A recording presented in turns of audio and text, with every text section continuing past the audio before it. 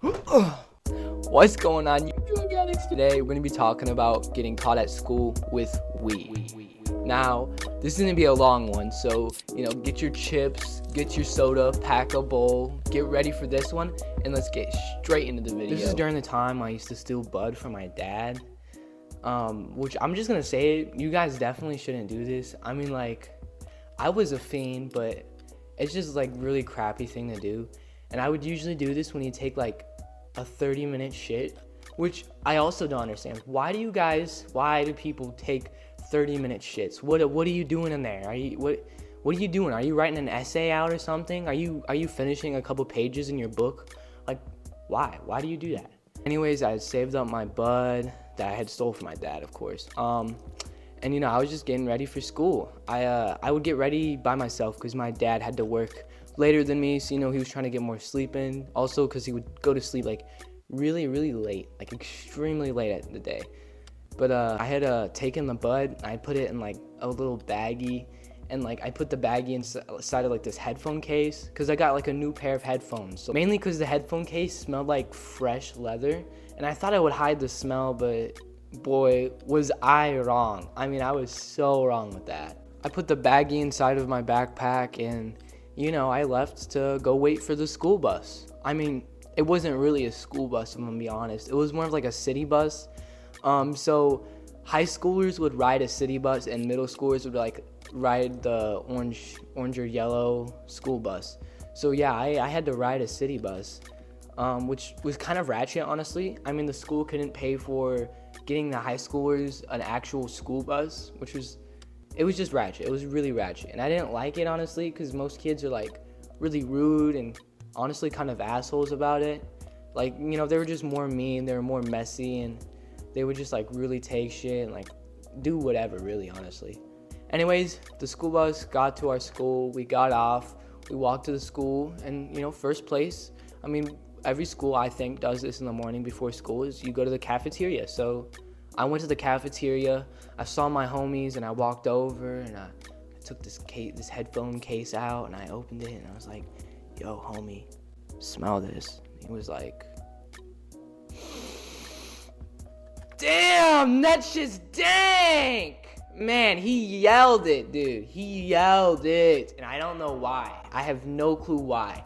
But I mean, to be honest, I shouldn't have gone to him. He was the loudest in our group. He was always the loudest person in our group. He would always yell, and he would just talk very loudly. He had a very loud voice. Even though he's just as big as me, he was a cool kid, he's really chill. And when he yelled this, I mean, I look over and I see a teacher, and she's looking at me, and we make eye contact, and then she looks away and walks off in the distance. And I wasn't too worried. I mean, this school was ghetto. It was pretty ghetto. It was very ghetto. A lot of the kids there were ghetto. There's a lot of fights. Everyone there smoked. And because everyone there smoked, I wasn't too worried. I mean, like, I'm sure she has some other stuff to like worry about, like kids vaping in the bathroom or something, So, we just like chilled in the cafeteria, ate some breakfast, made plans for the day, planned like when we're gonna smoke, how we were gonna smoke, and then, I went to first period. So the day was like pretty normal, I was just like doing my schoolwork. I was like working on like assignments, and I had an art class second period. I was chilling. I wasn't even worried at all. I mean, I had no worry in the world. So after second period ended, I had gone to my locker. But before I could even reach the locker, I look down the hall and I see the school dean, and he's like waving at kids like, hey, what's up? Hey, man. He was cool, but he was like an old white dude that wore glasses. So he was really strict on stuff like this.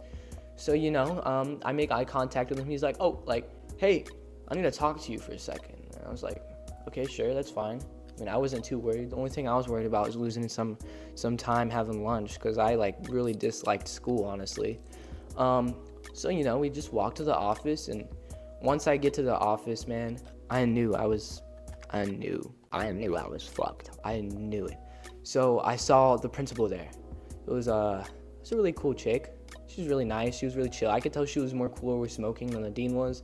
So I saw the principal, I saw the school resource officer, and I saw my backpack just chilling on the table. And I knew, right there, oh, I'm done. This is it. I was like, all right, well, I should have signed my will sooner, because here I am. This is the end. This is it, you know?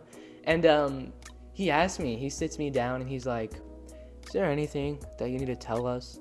I was like, no, there's nothing to tell you guys. And he's like, all right, okay.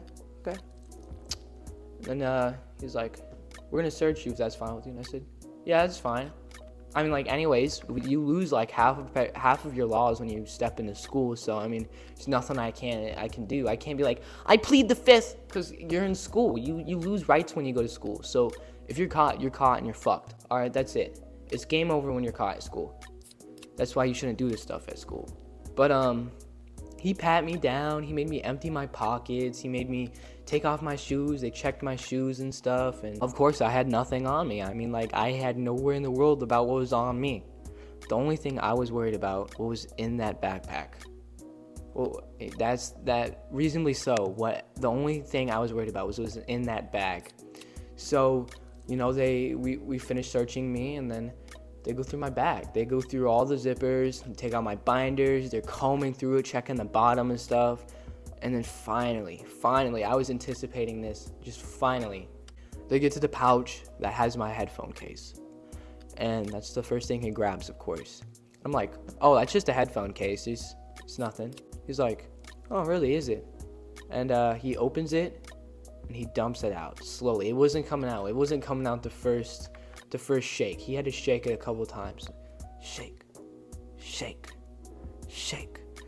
and it fell. It went right on the table. And I looked at it, and I looked at him, and I looked at everyone, and they're all just looking at it with like the most disappointed faces ever, you know. And I was just like, fuck, this is it. I knew I was gone for it right when I stepped in there. But this is what sealed the deal. This is when I knew I was fucked. So he's like, oh, what's this then? You know, me, I'm looking down. I'm just like, weed, you know, staring at my feet. I'm all fucked. I'm sad and stuff. And, you know, he's like, well, where'd you find it from? You know, all that spiel. Where'd you get it? Can you give me names? And what I came up with off the top of my head at this point was, I found it walking here to school. I found it on the ground.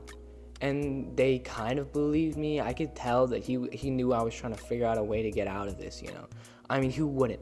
At my age, in that situation, I feel like everybody has to come up with something. You have to come up with something so you get away with it.